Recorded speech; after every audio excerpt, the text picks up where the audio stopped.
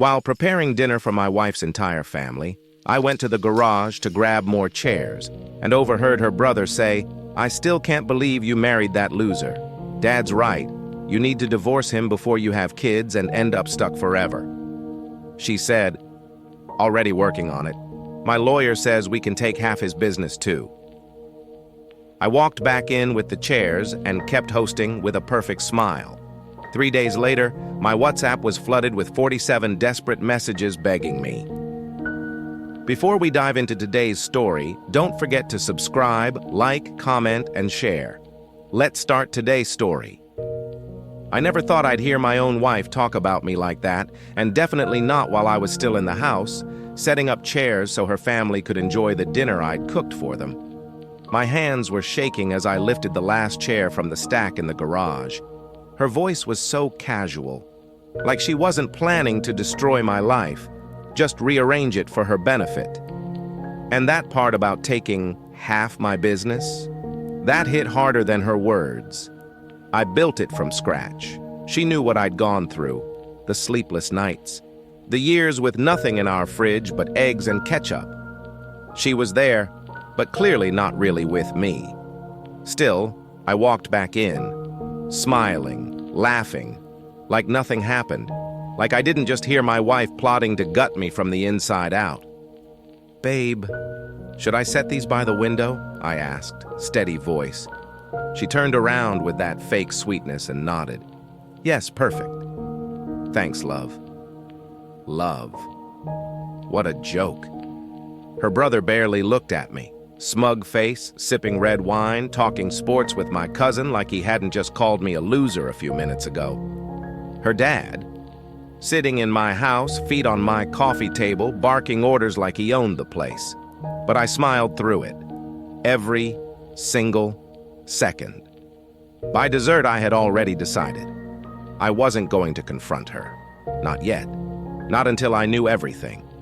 So while she served her mom that overpriced tiramisu, I excused myself to take out the trash and instead walked straight to the office upstairs. She had left her laptop open, sloppy.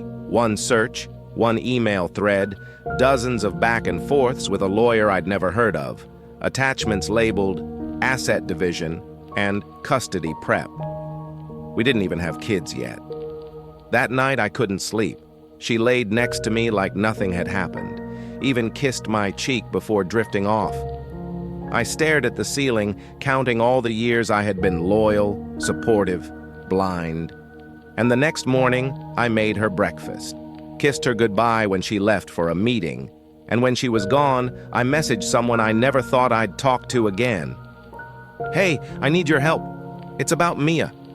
The reply came within seconds. What did she do now? I didn't know it then, but this single text would flip everything, because the person I messaged, she wasn't just my ex. She was Mia's best friend. Once, and what she told me next changed everything. She invited me to a cafe just outside the city, one of those places where no one pays attention to anything except their own coffee.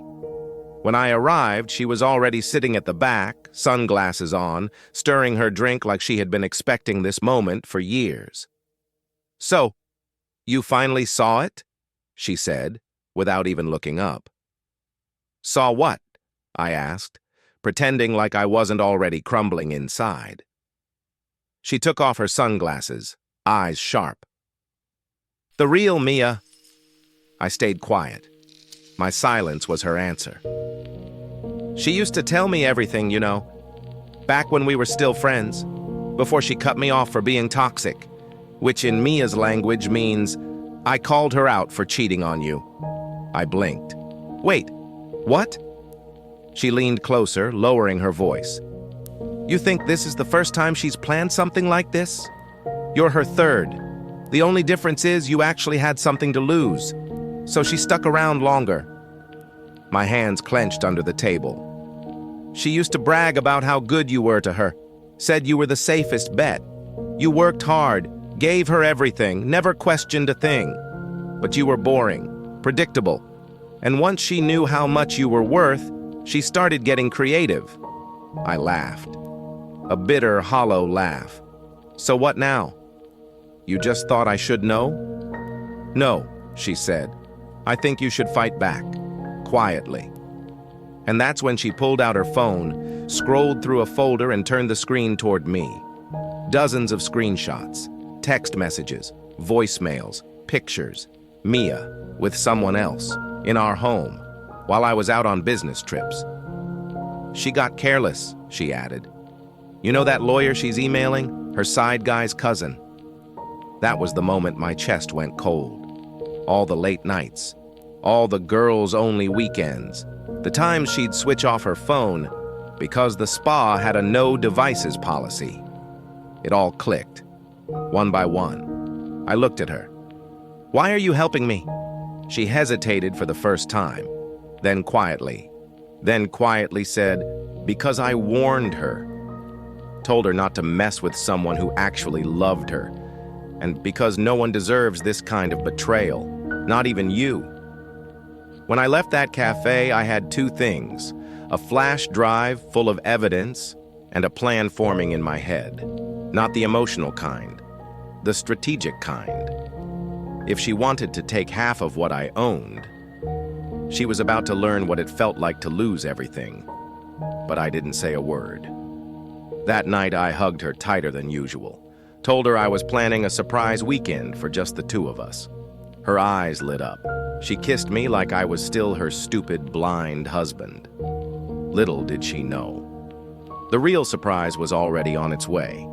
The following morning, I acted like everything was normal. I kissed her forehead, made her favorite coffee, even let her choose the destination for our surprise weekend. She picked a quiet cabin in the mountains, exactly what I was hoping for. No neighbors, no distractions, just us. She had no idea I already had cameras set up in that cabin. By the time we arrived, she was glowing, thinking she had me wrapped around her finger. I watched her laugh, take selfies, twirl in the cold wind like some romantic movie lead. If I didn't know better, I would have believed it. She played the role perfectly. That first night, I cooked dinner. We ate by the fireplace. She fed me dessert with her hands. And somewhere between her giggles and gentle kisses, she whispered, "You've been so good lately. What's gotten into you?" I smiled.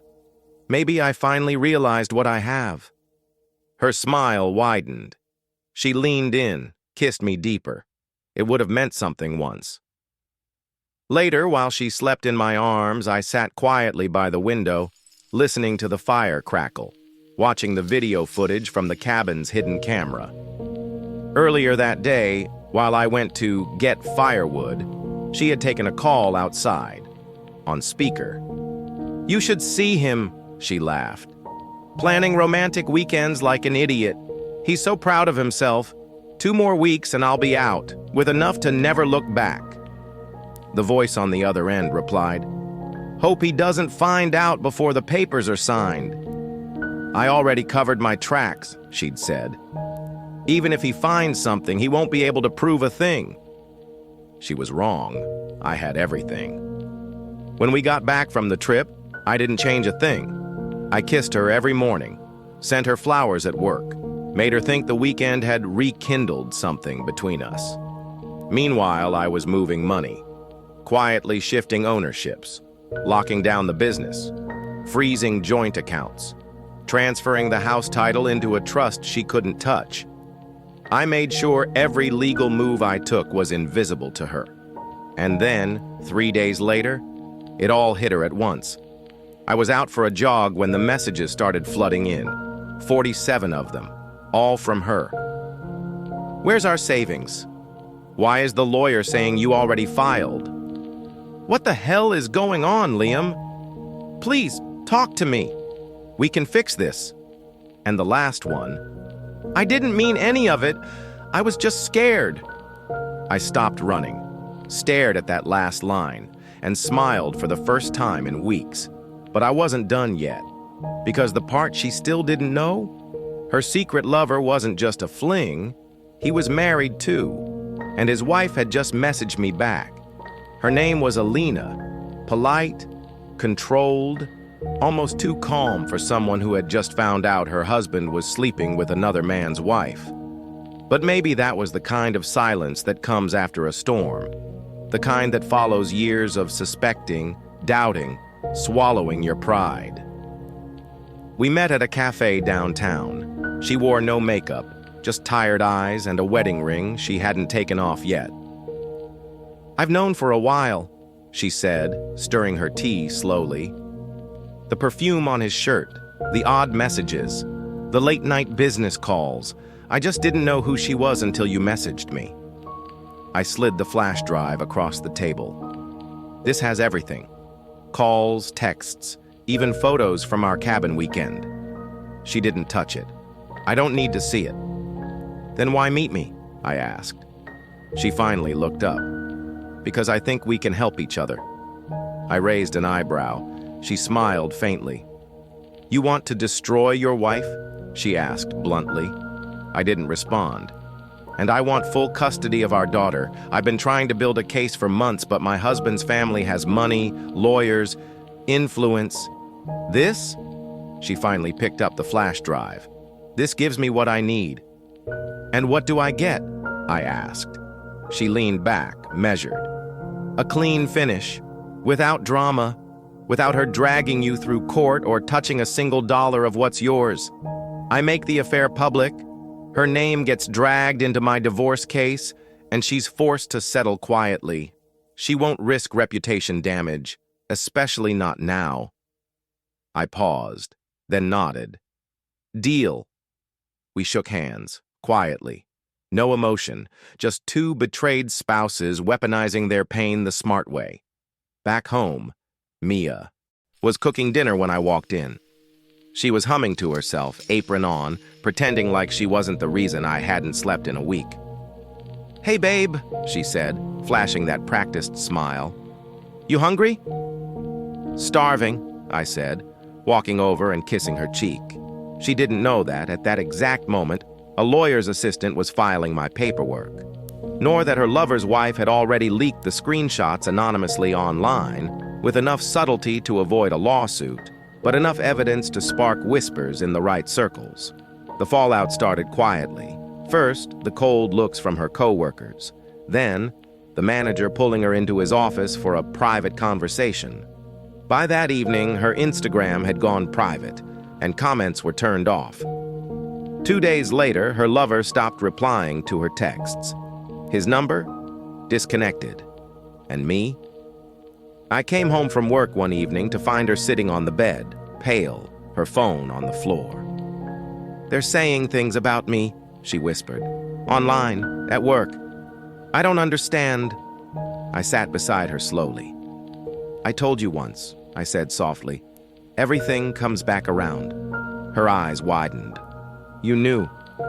"I heard everything, Mia, and I let you lie, smile, sleep beside me like you weren't planning to rip my life apart." Tears filled her eyes. "Liam, I was scared. I wasn't going to go through with it, I swear. You were working with a lawyer. I didn't sign anything. I was confused. You weren't confused when you took him to our bed." She broke down, fully, loud, messy sobs.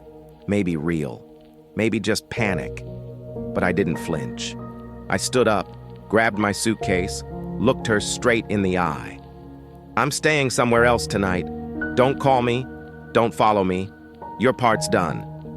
And just as I reached the door, I paused, smiled. "Oh, and one more thing.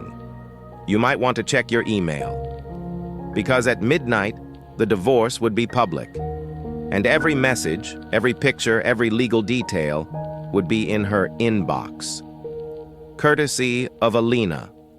By the next morning, the silence in the house was heavy.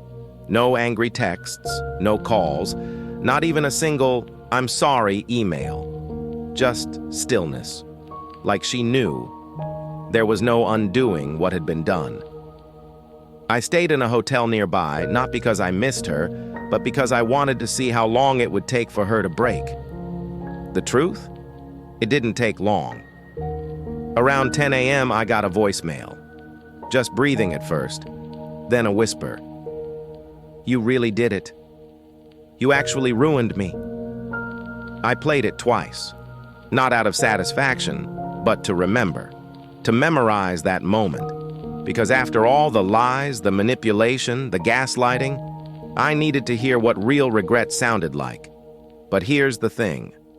That wasn't even the end. Later that day, Alina called. She tried reaching out to my daughter. What? I asked, pacing my hotel room. She showed up at her school, tried to apologize to a 7-year-old, to convince her I was turning her father against her.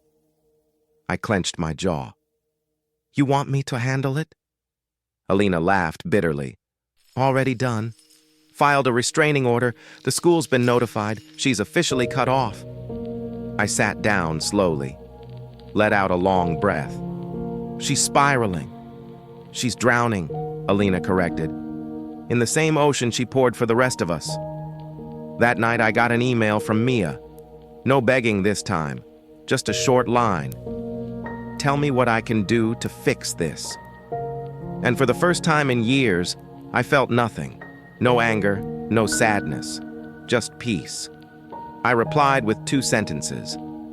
You can sign the divorce papers and stop pretending this was ever love.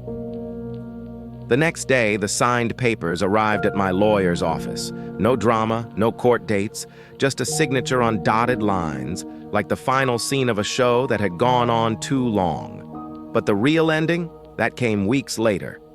I was at a business event, chatting with potential investors.